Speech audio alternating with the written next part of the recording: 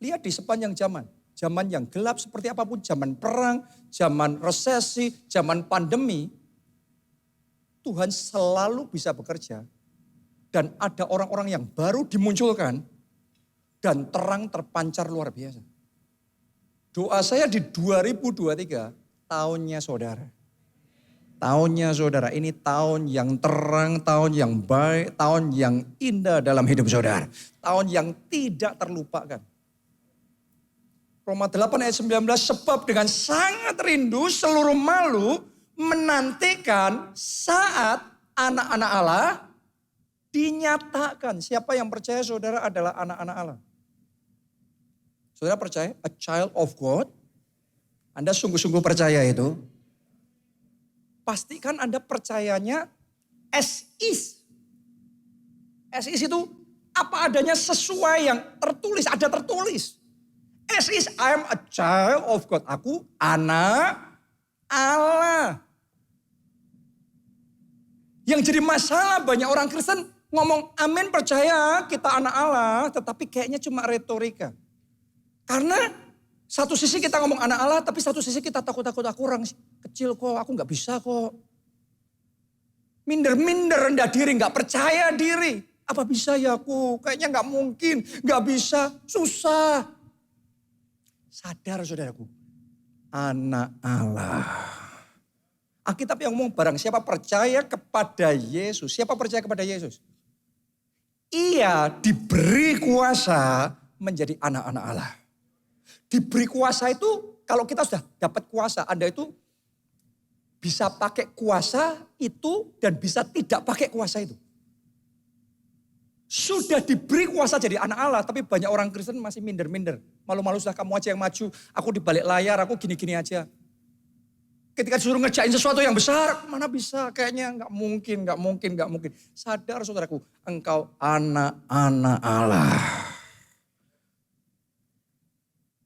Saya mau tanya sama saudara, kalau besok, kalau hari ini, bapak saudara diangkat jadi menteri. Kira-kira hidupmu tetap sama atau pasti ada perubahan? Pasti itu. Itu bukti pasti terjadi.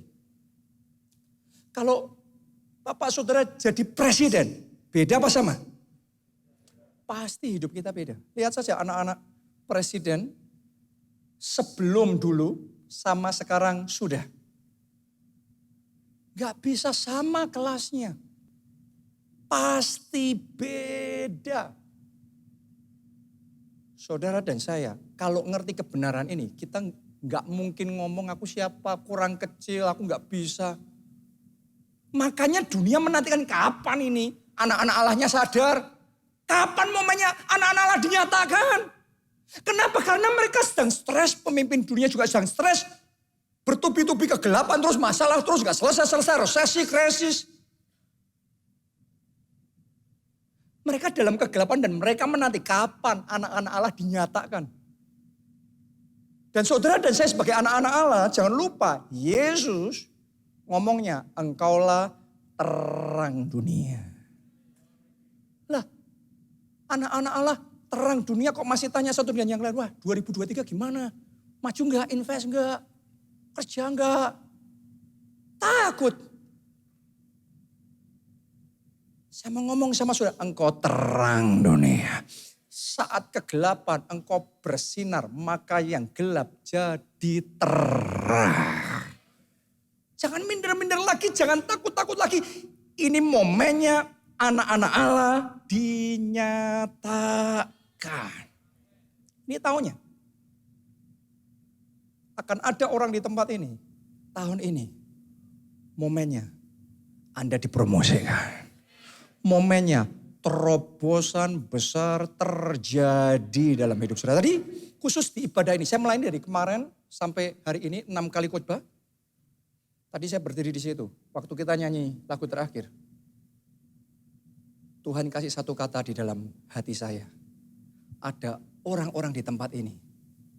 2023 Tuhan akan membuat hidupmu manis. Tuhan taruh satu kata itu, sweet, manis. Di di masa yang lalu, tahun-tahun sebelumnya mungkin pengalaman pahit, pengalaman menyesakkan. Aduh, getir hati saudara. Tapi 2023 ini Tuhan akan membuat hidupmu manis. Engkau akan dibuat tertawa. Anda akan mengalami kelegaan. Dan terobosan besar terjadi dalam hidup saudara. Anda boleh dengarkan rekaman dari khotbah saya kemarin sampai sepanjang hari ini. Cuma ibadah ini. Tadi saya muncul satu kata itu Tuhan ngomong sweet. Manis. Terjadi itu di dalam hidup saudara. Saya itu ngalami baru aja. Akhir tahun yang lalu. Pergumulan yang saya alami selama puluhan tahun. Dan itu begitu menyesakkan hati. Karena itu sesuatu yang beresiko, yang membahayakan, sesuatu yang ya pokok saya hanya bisa ngomong menyesakkan hati. Kita sudah berjuang, berusaha dengan semua cara yang kita bisa lakukan tapi nothing happen. Doa enggak? Doa. Puasa enggak? Puasa. Wah semua yang kebayang sudah kita pakai powernya semua sudah. Enggak tembus puluhan tahun. Tapi menjelang masuk 2023 yang katanya tahun gelap ini. Apa yang tadinya enggak tembus. Tembus. Ada kelegaan besar di hati saya. Orang kalau hatinya sesak, kita malam pun waduh kepikiran terus. Benar ada yang ngalami seperti itu? Berat bebannya. Sakit semua. Anda ngalami juga rupanya. Tapi tadi Tuhan sudah ngomong di ibadah ini. Ada orang di ibadah ini. Benar-benar saya tahu. Karena Tuhan taruh dalam hati saya. Ada orang di ibadah ini. 2023 Tuhan buat hidupmu manis. Engkau akan tertawa. Kesesakanmu akan dirubah menjadi kelegaan. Bahkan hatimu dipenuhi sukacita. Katakan amin. Tepuk tangannya yang paling meriah buat Tuhan kita. Seluruh makhluk menantikan saat anak-anak Allah dinyatakan. Engkau itu anak-anak Allah. Jangan pernah minder-minder lagi. Jangan pernah ngomong aku siapa. Wah beda sama mereka orang-orang gede itu, pembesar-pembesar itu. Anda yang pembesar. Kapan ceritanya Anda jadi orang kecil? Kalau engkau percaya Yesus, engkau diberi kuasa jadi anak-anak Allah. Jangan kecilkan Tuhanmu. Katanya punya Tuhan yang besar. Katanya percaya bagi Tuhan tidak ada yang mustahil. Tapi berapa banyak orang ngomong percaya bagi Tuhan tidak ada yang mustahil. Setelah itu tapi kalau saya mulai bisnis tanpa modal ya nggak mungkin. Loh, katanya percaya. Katanya bagi Tuhan tidak ada yang mustahil. Tapi kalau tanpa modal kok nggak mungkin.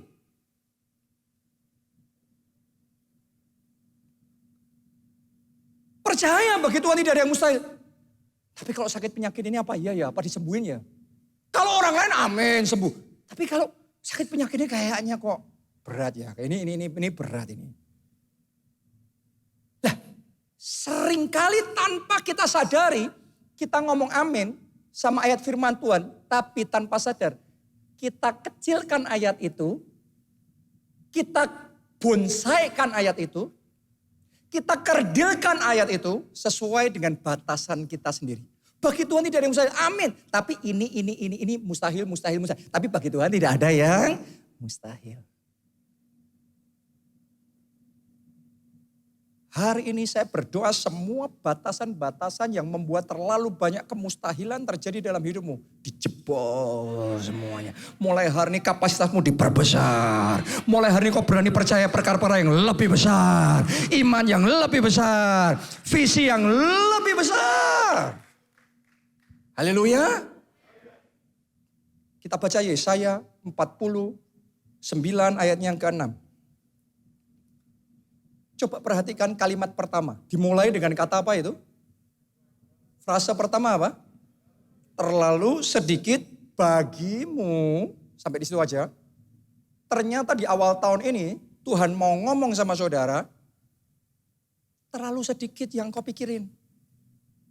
Visi yang kau bayangkan. Wih kayaknya itu doa saudara. Tuhan ngomong kekecilan tuh doa kayak gitu aja.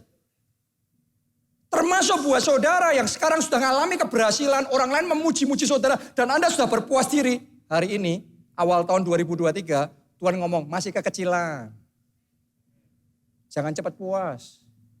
Pengusaha di sini yang sudah punya toko 5 di Jogja, Tuhan ngomong di awal tahun ini, terlalu sedikit. Di level manapun saudara, terima pesan firman Tuhan hari ini, terlalu sedikit bagimu. Kalau doa, kalau mimpi, kalau punya visi dari Tuhan, kalau mau punya visi, jangan kecil-kecil. Saudara kalau bayangin jadi anak presiden, kamu mimpi jadi apa? Tukang beca. Saya sangat menghargai tukang beca. Tapi semua itu ada kelasnya, orang dibawa terus maju. Tapi saudara kalau jadi presiden punya anak gitu, Anda ngomong apa sama anak saudara? Kok kekecilan kamu mimpinya? Kamu kan sudah jadi anak presiden. Mimpi yang besar. Jangan lupa anak-anak Allah. Anak-anak Allah. Anak-anak Allah. Mimpinya mimpi sebagai anak Allah. Seperti apa mimpi sebagai anak Allah? Tuhan ngomong terlalu kecil kalau cuma mimpi gitu aja. Punya visi gitu aja. Ngerjain project gitu aja. Kekecilan. Lanjutin, apa yang Tuhan mau? Terlalu sedikit bagimu hanya untuk menjadi hambaku, untuk menegakkan suku-suku Yakub, dan untuk mengembalikan orang-orang Israel yang masih terpelihara. Tetapi, semua katakan tetapi. Tetapi aku akan membuat engkau menjadi terang bagi bangsa-bangsa. Siapa percaya? Tuhan akan bawa saudara. Levelnya jadi terang bagi bangsa-bangsa. Amin. Perbesar mimpi saudara sampai ke bangsa-bangsa. Visinya harus sampai ke bangsa-bangsa. Akan ada pengusaha-pengusaha di tempat ini. Sekarang bisnismu masih rumahan atau online.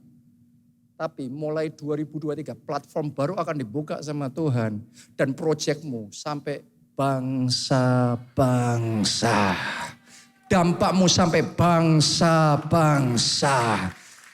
Akan bangkit selebgram-selebgram yang levelnya sampai bangsa-bangsa. Akan muncul musisi-musisi, ilmuwan-ilmuwan, dokter-dokter yang levelnya, kapasitasnya bangsa-bangsa.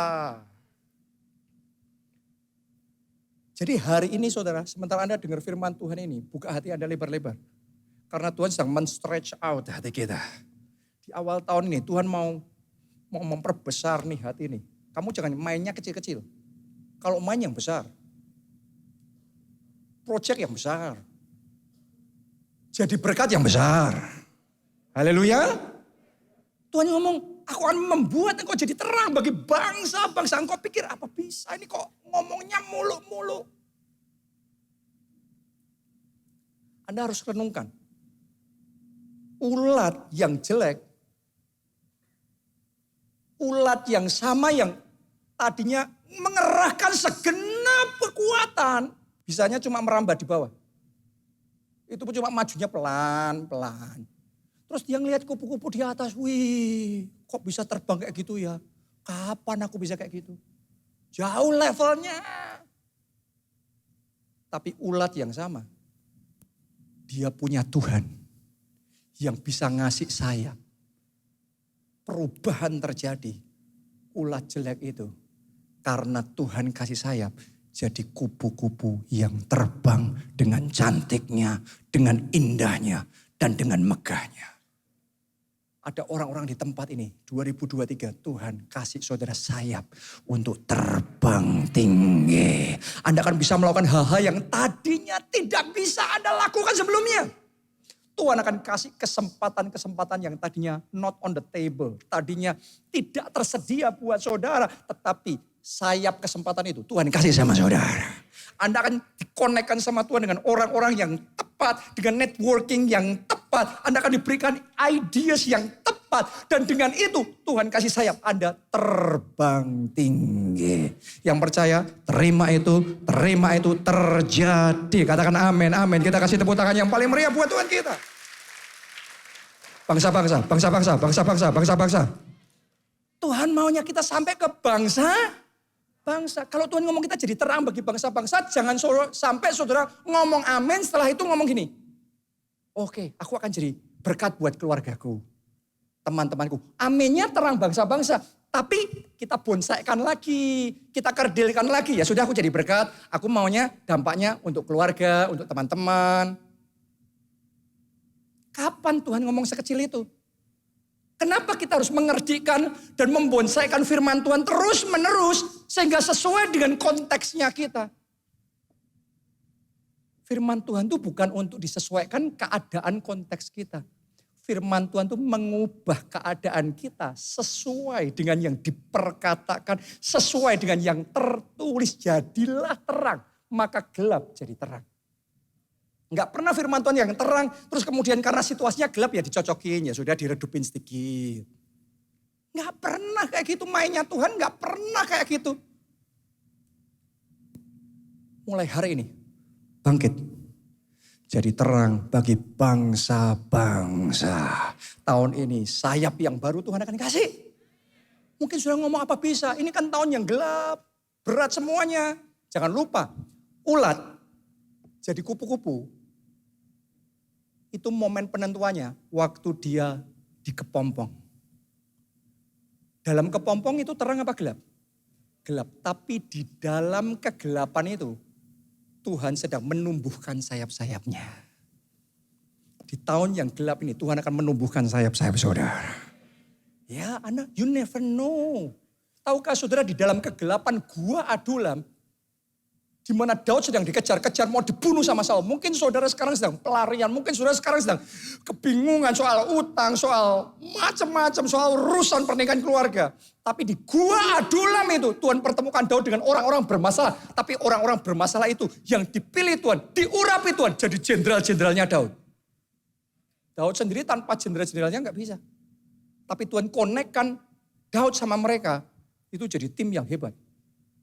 Dia perang dimanapun, menang. Siapapun lawannya, medan manapun, menang. Sayapnya dikasih sama Tuhan di Gua Adulam. Mungkin ada yang sedang di dalam kegelapan, Gua Adulam. Tapi di momen itu Tuhan sedang mengembangkan sayap-sayap saudara. Dan di satu titik, terbang saudara. Terbang saudara. Melalui kegelapan. Akan ada orang-orang yang tahu bagaimana meresponi Tuhan dengan benar. Justru di momen itu, Tuhan kasih sayap yang baru. Saya tahu ada orang di tempat ini yang Anda sudah sempat dibuat Tuhan ngalami. Tapi berhenti sampai di level tertentu. Tapi mulai sekarang, Tuhan akan bawa saudara ke new level. Dan di new level yang nanti Tuhan mau bawa, itu Anda kayak tadi, ulat yang ngelihat kupu-kupu, kok kejauhan ya. Tapi begitu Tuhan kasih sayap, tiba-tiba ulat di bawah itu sudah terbang dengan cantiknya bersama dengan kupu-kupu yang lain. Anda akan makan dengan pembesar-pembesar. Anda akan duduk dengan orang-orang kenamaan. Karena Tuhan mau pakai saudara jadi terang bagi bangsa-bangsa. Katakan amin, tepuk tangan yang meriah buat Tuhan kita. Terus Tuhan ngerjain itu, Tuhan mau buat kita jadi orang hebat. Percaya nggak Tuhan mau buat saudara jadi orang hebat? Banyak orang Kristen kalau dengar omongan kayak gitu, wah ini jangan-jangan sombong ini. Hebat tidak pernah sama dengan sombong. Saya ketemu sama orang yang hebat, tapi humble, rendah hati. Sebaliknya saya juga ketemu sama orang-orang yang gak hebat, sombongnya luar biasa. Itu paling parah saudaraku. Sudah gak hebat, sombong lagi. Apanya yang disombongin, tapi sombong. Jadi urusan hebat gak hebat, itu beda sama sombong dan rendah hati. Karena banyak orang Kristen kalau disuruh mimpi besar, visi besar. Wah gini aja, nanti daripada jadi sombong. Itu masalah, itu tipu daya iblis. Yang membuat orang Kristen kerdil terus. Anak Tuhan bonsai terus. Mulai hari ini, engkau anak-anak Allah Sadar siapa dirimu di dalam Kristus engkau. Anak-anak Allah harus jadi orang hebat. Kenapa? Bapak kita hebat, Allah kita hebat, anak-anaknya jadi hebat. Pengusaha di tempat ini, pengusaha hebat, pejabat hebat, dokter hebat, hamba Tuhan hebat, pendeta hebat. Tuhan pakai kita melakukan perkara-perkara hebat.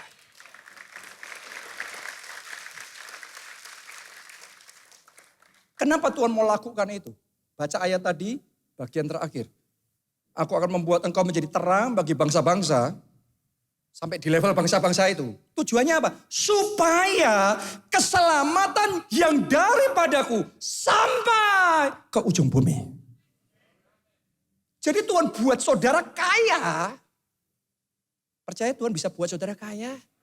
Itu bukan cuma supaya kita keren dan ganteng. Terus dipuji-puji banyak orang, wah hebat, hebat. Besar kepala jatuh kita nanti. Bukan itu. Tapi Tuhan ngomong supaya keselamatan yang daripadaku sampai ke ujung bumi. Kalau kita mainnya kecil terus, jadi berkatnya keluarga sendiri, teman sendiri terus. Kapan keselamatan sampai ujung bumi? Tuhan sedang cari anak-anak Tuhan, orang-orang Kristen yang berani dipakai Tuhan. Untuk terangnya bukan keluarga saja, bukan teman. Itu iya. Tapi itu hanya start. Tapi berani percaya. Aku Tuhan, pakai aku. Jadi terang sampai bangsa-bangsa. Jadi berkat sampai bangsa-bangsa. Skalanya sampai bangsa-bangsa. Supaya melalui hidupmu keselamatan yang dari Tuhan sampai ke ujung bumi. Boleh katakan amin. Tepuk tangannya yang paling meriah buat Tuhan kita. Anda siap? Anda mau? Terjadi dalam hidup saudara. Terjadi dalam hidup saudara. Kalau saudara mau dibawa Tuhan di level itu, nomor satu harus ngikutin prosesnya Tuhan. Karena semuanya itu yang menentukan prosesnya. Dan harus tahan dalam prosesnya itu. Tadi kita baca Yesaya 49 ayat yang ke-6. Mari sekarang kita lihat prosesnya kan dimulai dari ayat 1 dan ayat 2. Kita baca.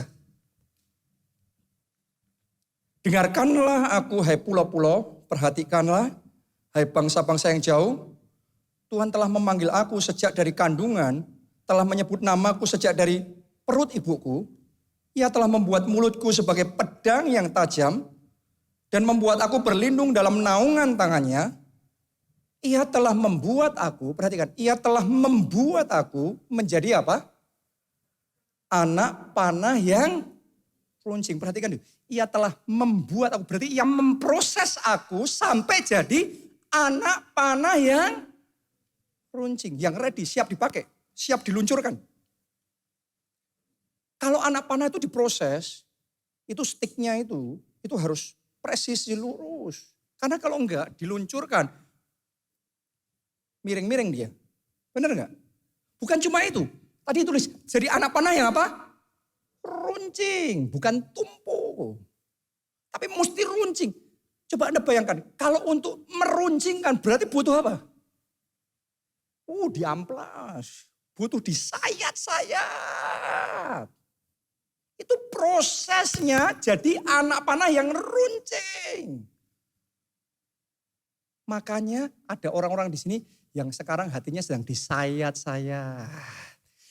Dikecewakan, tidak diperhatikan, dihina, difitnah, diperlakukan tidak adil.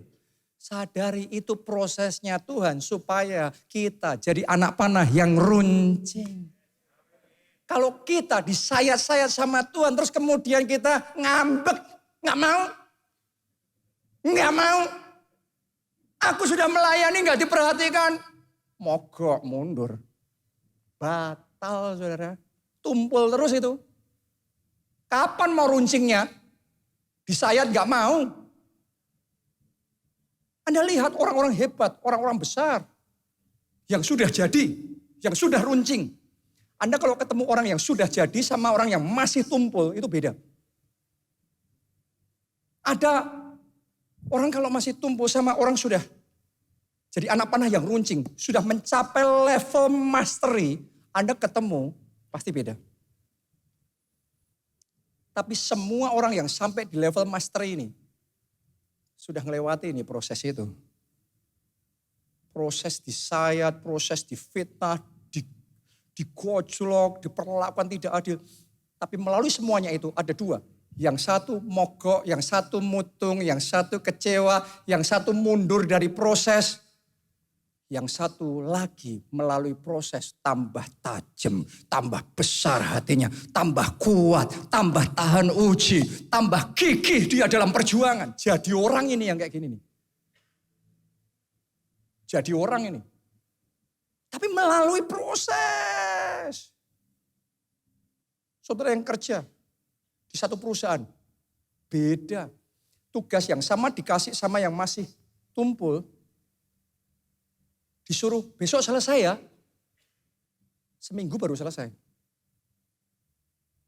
Tapi coba saudara praktekkan.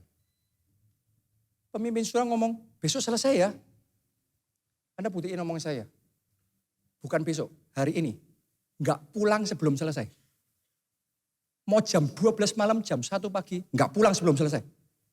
Anda lakukan itu, saksikan apa yang Tuhan akan kerjakan dalam hidup saudara. Kalau ada orang yang akan dipromosikan di perusahaan itu, nomor 1, saudara yang dipromosikan. Jadi kita itu dipromosikan enggak atau tidak itu seringkali bukan karena Tuhan tidak mau mempromosikan kita. Kadang-kadang kitanya yang enggak mau runcing.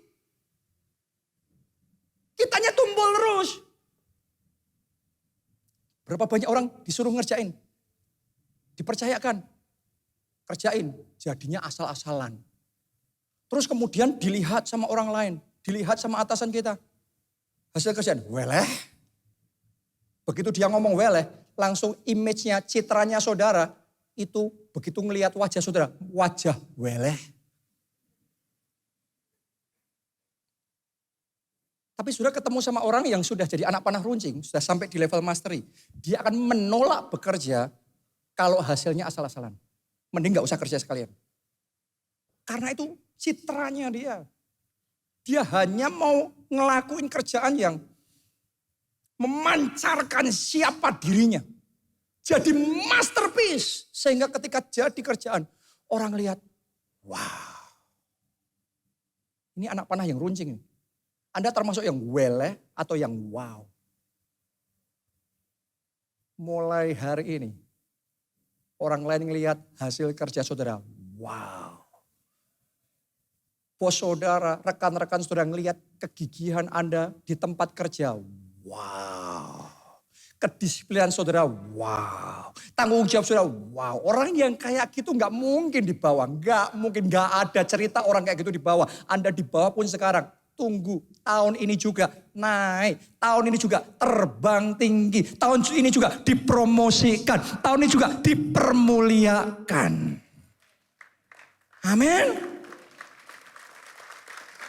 Ikuti proses itu, ikuti proses itu. Kalau masih jadi beda ya, yang tumpul sama yang sudah runcing itu beda ya. Soal urusan kerja keras aja beda. Ada orang yang baru kerja keras 3 jam. Terus, aduh. Leren saya. Kesel, capek, pijat. Baru 3 jam. Dia ngerasa sudah paling rajin sedunia. Main games dulu, ngopi dulu. Saya ketemu orang-orang yang setiap hari kerja 18 jam. Dan mereka ngomong masih kurang. Kayaknya masih kurang nih. Belum apa-apa nih. Ini beda level saudaraku. Buat ini 3 jam aja sudah rajin. Buat ini 18 jam masih kurang. Yang ini ngomong aduh masih kurang rajin ini. Ini sudah level rajinnya sama-sama ngomong rajinnya sudah di atas ini. Rajinnya di situ. Yang satu masih belum jadi mentah tumpul. Yang satu jadi ini runcing ini. Jangan pernah jadi anak panahnya Tuhan yang tumpul. Tahun ini tingkatkan kedisiplinan saudara. Tahun ini tingkatkan tanggung jawab saudara. Tahun ini tingkatkan kerja keras saudara. Amin. Tahun ini tingkatkan level excellence-nya saudara. Tahun ini perbesar kapasitas rohnya saudara. Kapasitas roh ini harus diperbesar. Karena kapasitas roh kita menentukan seberapa besar Kuasa Tuhan akan bekerja melalui hidup kita. Tahun ini saya sedang menantang diri saya sendiri untuk memperbesar kapasitas roh melalui doa puasa. Tahun lalu saya tuh menantang diri sendiri, 2022 kemarin, sepanjang tahun itu lebih banyak doa puasanya daripada tidak puasanya. Artinya minimal setengah tahun doa puasa. Itu tahun lalu. Mungkin buat orang lain itu sudah gimana gitu. Tapi tahun ini saya nggak mau mundur. Saya mau nanjak lagi. Artinya akan ada hari-hari saya doa puasa. Saya sedang menantang diri sendiri nih. Oke, saya tahu saya belum bisa. Tapi bisa bersama Tuhan. Oke, di mana doa puasa tanpa buka puasa sama sekali. Biasanya buka puasa jam 6. Tapi saya tahun ini sedang menantang diri puasa tanpa buka puasa. Nah, ini new level buat saya. Mungkin buat saudara sudah, tapi buat saya new level itu. Pastor Adeboye baru aja mengumumkan sekian waktu yang lalu ya, di gerejanya awal tahun doa puasa 50 hari. Terus dia ngomong gini, buat yang umur 70 tahun ke atas, kalau enggak puasa dimaklumi. Tapi kalau mau ikut puasa, boleh buka jam 3 sore. Jam berapa? 3 sore. Umur berapa? 70 tahun. Sekarang tanya kiri kananmu, kamu umur berapa? Oke. Ya. Terus dia tambah lagi ngomong gini, yang umur 80 tahun ke atas, boleh nggak ikut puasa, dimaklumi. Tapi kalau mau ikut, boleh buka jam 12 siang. Jam berapa? Umur berapa? Tanya kiri kanan saudara, kamu umur berapa?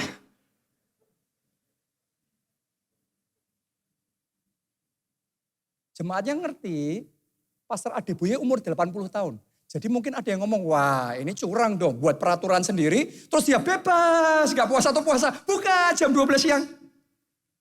Tapi dia ngomong gini, saya akan doa puasa 21 hari tanpa buka puasa sama sekali. Jadi ini kakek umur 80 tahun mau puasa tanpa ada sesuap makanan pun selama 21 hari berturut-turut. Berapa banyak anak muda baru terlambat makan puasa baru jam 12, jam 1. Aduh, lapar. Enggak kuat aku. Saudaraku, jangan terlalu cengeng, jangan terlalu lembek. Wake up, sadar.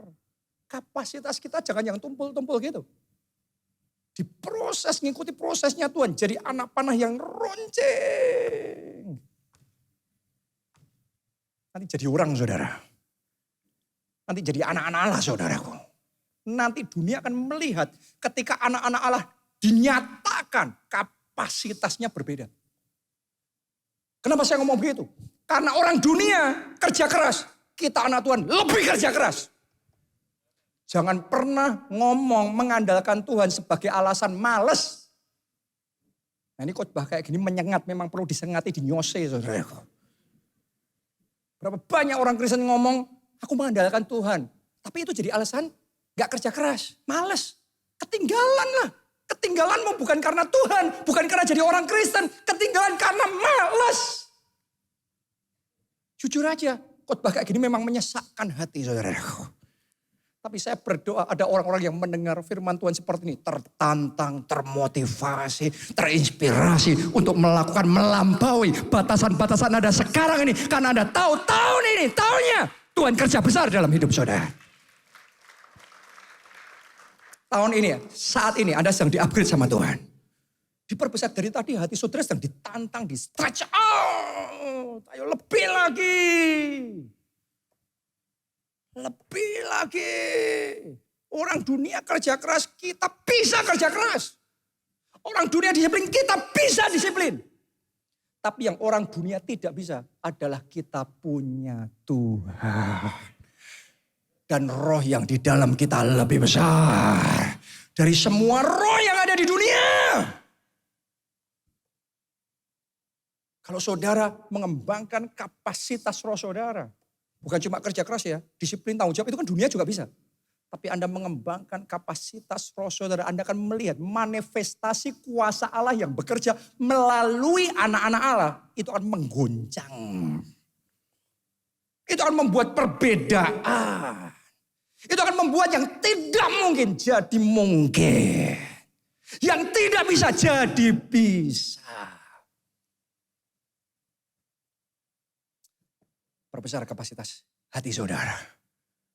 Terlalu kecil kalau kayak gini-gini terus. Keluarga Allah Jogja. Gedung ini. Tuhan ngomong kekecilan ini. Dan jangan pernah ngomong lagi The Star ini tempat besar, gereja besar. Ini kecil nih. Tuhan ngomong terlalu kecil. Kenapa? Tuhan mau buat keluarga Allah Jogja jadi terang bagi bangsa-bangsa. Ini harus diperbesar nih. Impact harus dibesarin nih. Nanti akan ada di Jogja Barat, Jogja Timur, Jogja Utara, Jogja Selatan. Nanti Anda akan melihat masif sekali. Saat ini pun gereja kita di Solo, saya sedang mendesain gedung gereja kita next. Kapasitas 15.000 tempat duduk. 7 kalinya ini. Di atas tanah 20 hektar yang Tuhan kasih. Untuk kids impact-nya, sekolah minggunya, luasannya sebesar Grand Pacific Hall. Kalau indoor dalam kapasitas 15.000, tapi kalau di luar boleh dikasih tenda-tenda, kasih kursi-kursi. Mau 50.000, 100.000 pun bisa. Saudaraku,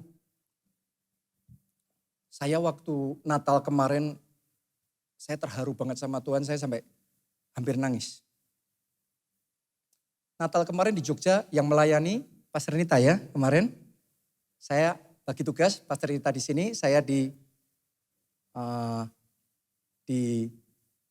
Jakarta, di PIK. Ya. Dan kebetulan yang membantu juga mendesain yang di PIK ada juga Fanny, Timo yang ada di tengah di situ. Saudaraku, thank you sekali ya. Nah, waktu Natal kemarin itu kita ngerayain. Itu tempat yang baru, tempat yang sekarang besar. Ya, sekarang. Itu kemarin penuh. Kenapa kok saya sampai terharu? Karena sekian tahun yang lalu saya baru aja diutus Pak Ubaja untuk membuka kembali, memulai kembali gereja kita di Jakarta yang sudah tutup. Kenapa saya ngomong sudah tutup? Karena sebelumnya lagi gereja kita ini sudah jalan di Jakarta 10 tahun. Tapi dari tahun ke tahun mereteli. What is mereteli? Sampai koit.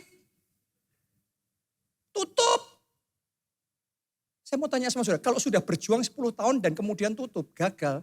Itu sudah bukti yang cukup apa tidak? Bahwa memang sudah terbukti gagal. Secara manusia yes.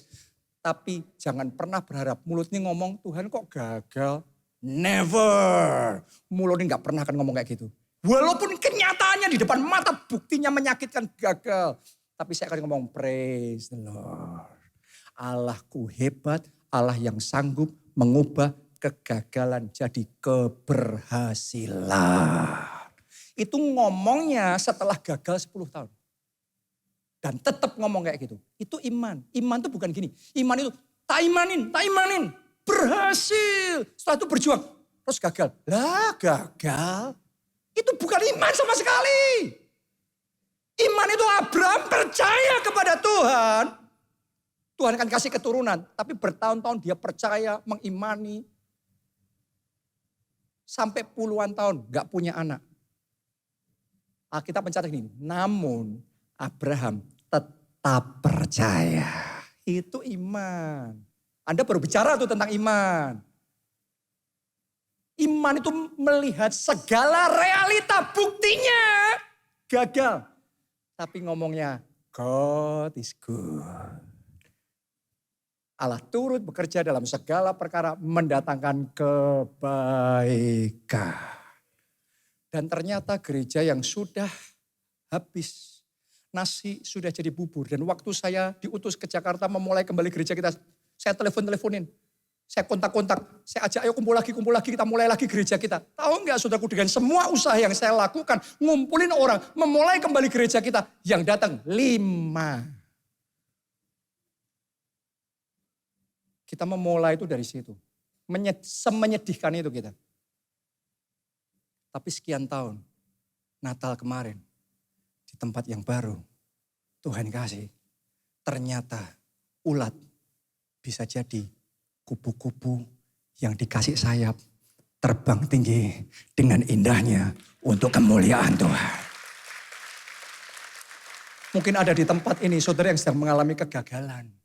Habis engkau, nama baikmu habis, keuanganmu habis, proyekmu habis dan sesak hatimu. Tapi learn how to talk, belajar untuk ngomongnya yang benar. Jangan sampai sudah percuma semuanya, percuma. Kalau engkau ngomongnya percuma, benar-benar percuma itu. Anda benar, percuma. Kenapa ngomongnya percuma? Yesus ngomong terjadi sesuai imanmu. Imanmu iman percuma, terjadi yang percuma. Tapi kalau imanmu ketika kegagalan, thank you Jesus. Allah yang sama yang mengubah air jadi anggur. Allah yang sama yang bisa mengubah bubur jadi nasi kembali. Itu kita di Jakarta bukan cuma bubur jadi nasi, tapi jadi jamuan yang megah, yang mewah, pesta besar untuk kemuliaan Tuhan kita yang besar. Amin. Haleluya. Jadi apapun saat ini situasi saudara, seterpuruk apapun, seterjepit apapun, semenyedihkan apapun situasimu saat ini, saudara di hadapan Tuhan angkat 2 tangan ngomong thank you Jesus. Engkau Allahku yang besar, bagimu tidak ada yang mustahil. Nah kalau saya sudah mengimani gak sembuh gimana Pak? Itu loh Sadrak Mesak Abednego. Ketika diperhadapkan dapur perapian menyala-nyala atau nyembah berhala, patung. Mereka ngomong, kami gak akan nyembah patung berhala. Kami percaya Allah kami sanggup menyelamatkan kami. Kami percaya dia akan menyelamatkan kami. Terus mungkin ada yang tanya, lah kalau tidak kamu sudah percaya terus hangus gimana? Di dapur perapian menyala-nyala. Sekalipun tidak, kami tetap percaya. Iblis kalau musuh sama orang yang pokoknya buat iblis. Anda harus membuat iblis buat saudaraku. Lah banyak orang pokok dimain trik sama iblis. Ya nanti kalau sembuh, kalau enggak gimana? Kalau berhasil, kalau enggak gimana? Kalau mujizat terjadi, kalau enggak gimana? Enggak pun Allah kami tetap menyelamatkan kami. Mereka boleh binasa di dapur perapiannya menyala-nyala, tetapi di situ iman mereka tetap hidup. Itu kita bicara iman. Banyak orang ngomong punya iman tapi belum ada iman sama sekali. Itu iman. Iman itu melampaui semua situasi kita yang sebaliknya. Kita mau sekalipun tidak ada dasar berharap. Namun Abraham tetap berharap. Saya berdoa iman yang tetap berharap. Iman yang tetap percaya. Iman yang tetap mengandalkan Tuhan. Bangkit, bangkit, bangkit dalam hidup saudara. Dalam hati saudara. Amin, haleluya. Tahun ini tahunnya. Karena itu saya ajak saudara bayar harga. Ayo doa puasa. Tahun ini 21 hari doa puasa. Awal tahun. Cuma pemanasan aja itu 21 hari. Dulu saya, saya gak kebayang doa puasa. Sehari aja gak kebayang. Wah nanti perutku sakit gimana. Ya itu masih tumpul saya dulu. Tapi kalau ngikutin proses Tuhan, tumpul bisa jadi runcing. Saya ajak saudara, doa puasa 21 hari. Oh baru satu yang amin. Doa puasa 21 hari. Padahal minggu depan Sinja. Iya. Gimana? Pastor Adi Buya ngomong gini, kalau kamu puasa, terus kemudian memang ada situasi yang memaksa tidak bisa puasa, gak apa-apa. Gak apa-apa. Tapi ganti 2 hari. Yes, itu anak Tuhan. Jangan mengorting diri sendiri dengan standar yang rendah. Saudara boleh ngomong gak apa-apa. Itu Anda sedang mengorting masa depanmu. Engkau mengorting standarmu. Tanpa sadar engkau mengorting berkatmu, mengorting mujizatmu. Never, jangan pernah. Satu hari gak bisa ganti 2 hari. Ayo naik level saudara. Anda ngerasa gak dari tadi firman Tuhan disampaikan. Ini hati saudara semakin dimelarkan, dimekarkan. Ini tiap minggu kayak gini. Jadi saudaraku. Jadi anak-anak panahnya Tuhan yang runcing. Yang ketika diluncurkan melesatnya dengan presisi. Kena target sasaran. Berhasil. Katakan amin. Dan tepuk tangannya yang paling meriah buat Tuhan kita.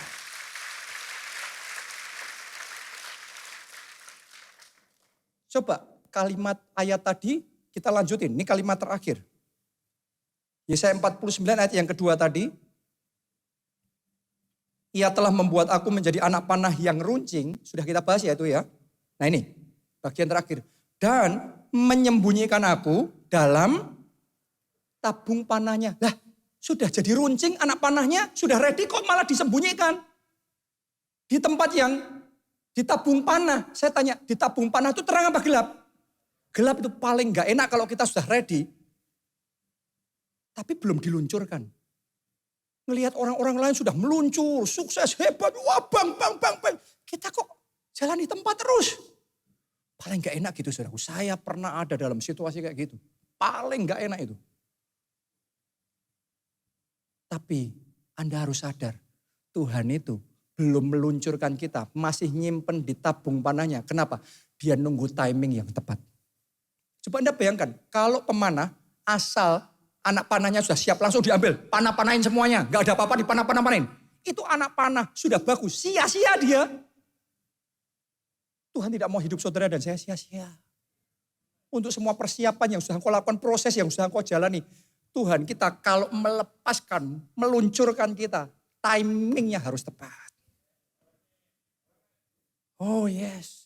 Jadi kalau saudara sekarang sedang disimpan di tabung panahnya, engkau dalam kegelapan, engkau masih stagnan, engkau sudah mengembangkan kapasitas imanmu, sudah ready, hikmatmu sudah ready, tahan bantengnya sudah ready, pengalamannya sudah ready, kerja kerasnya, disiplinnya sudah ready. Tapi belum juga breakthrough, sabar. Sabar. Tidak semua kegelapan itu kayak kuburan yang mematikan. Ada kegelapan yang kayak kepompong. Di situ dikasih sayapnya.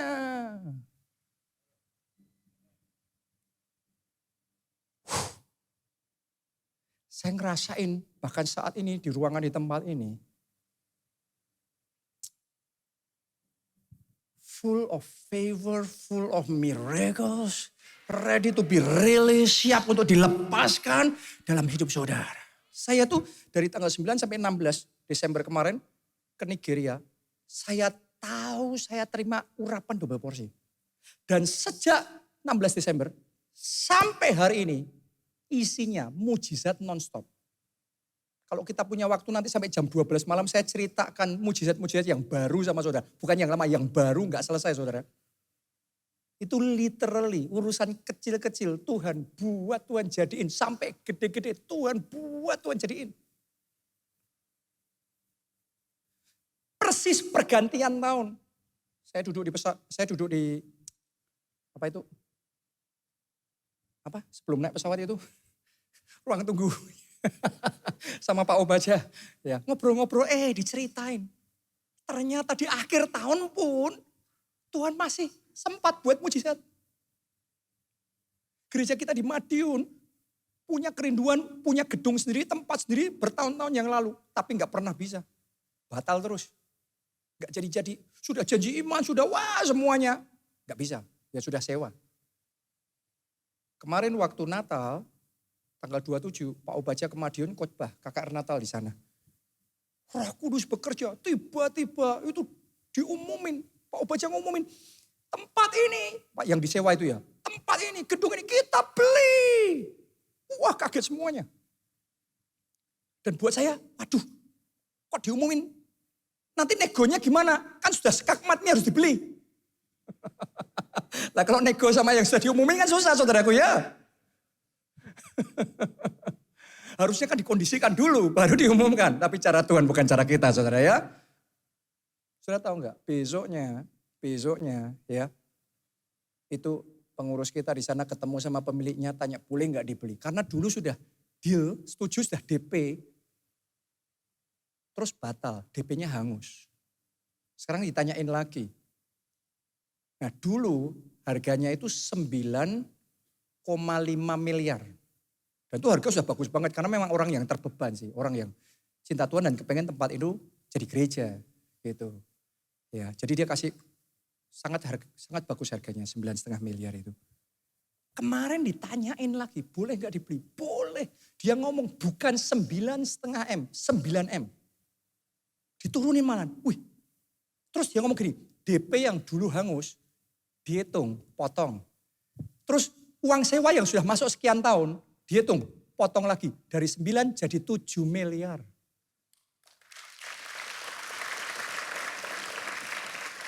Terus belum selesai itu.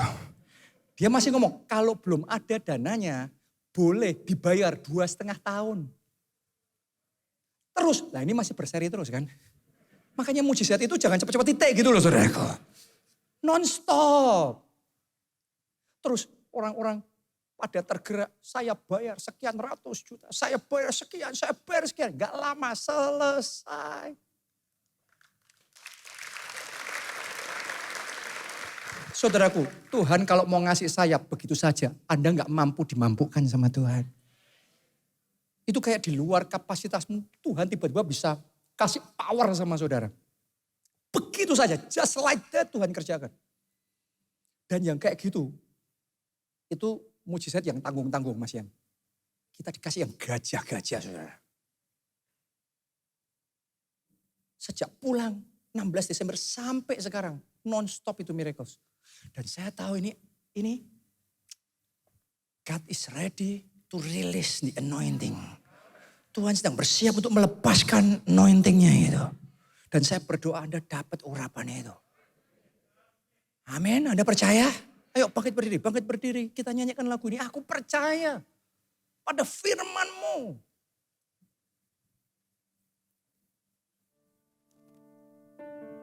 Aku percaya pada firman-Mu. Aku melangkah dengan imanku, tetap setia pada perjanjian-Mu. Jadikan ku hamba. Mari semuanya angkat dua tangan, katakan.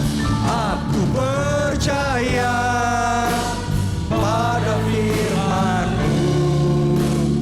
Aku melangkah dengan imanku, tetap setia pada perjanjian-Mu. Jadikan ku hamba milik-Mu. Anda percaya? Siapa percaya? Percaya pada apa? Firman-Nya. Ngomong lagu ini, kita nyanyi lagi. Tapi di depan kegagalanmu, di depan kebangkrutanmu, di depan sakit penyakitmu, di depan kesulitanmu, di depan bukti yang ngomong bahwa hopeless. Di depan semuanya itu. Ngomong sama mereka, aku tidak percaya sama kamu, aku percaya pada firman Tuhan. Aku percaya pada firman-Mu. Aku melangkah dengan imanku, tetap setia. Amin. Amin. Dengan segenap hati katakan, aku percaya pada firman-Mu. Aku melangkah dengan imanku, tetap setia pada perjanjian. Jadikan ku hamba. Nomor 1, percaya Yesus, terima Dia sebagai Tuhan dan Juru Selamat. Itu kuncinya dulu. Karena engkau punya Yesus dan tidak punya Yesus pasti beda. Jadi buat Anda yang belum pernah menerima Yesus sebagai Tuhan dan Juru Selamat, this is your time. Di momen saudara, mari buka hatimu, angkat 2 tangan saudara, ikuti doa ini. Tuhan Yesus, masuklah dalam hatiku, jadi Tuhan dan Juru Selamatku. Ampuni dosa-dosaku, selamatkan aku ya Tuhan. Mulai sekarang, hidupku milik Tuhan Yesus. Aku mau mengiring Yesus, melayani Yesus, bersaksi buat Yesus, menyelamatkan jiwa-jiwa untuk kemuliaan nama Tuhan. Terima kasih Tuhan. Amin. Yang kedua, lalu berfirmanlah Allah, terang jadi. Tadi awal kita sudah lakukan itu, tapi sekarang kita akan lakukan lagi. Karena Anda sudah terima firman Tuhan. Dan itu beda.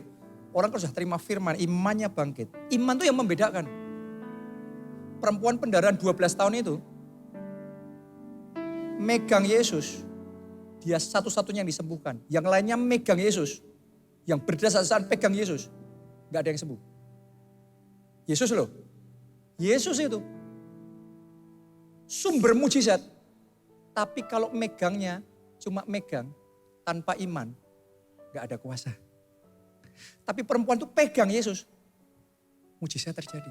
Begitu orang lain ngerti, oh kebenarannya harus percaya. Pasal berikutnya ditulis, semua orang yang pegang Yesus, semua sembuh. Coba Anda lihat itu. Jadi hari ini saya ajak saudara mendeklarasikan jadilah terang. Tadi mungkin di awal Anda ngomong jadi terang. Tapi beda dengan ketika iman sudah timbul. Terang jadi. Pekerjaanku terang, masa depanku terang. Perkataanmu akan dipenuhi dengan kuasa Allah. Dan tahun ini segala bentuk kegelapan dalam hidupmu jadi terang.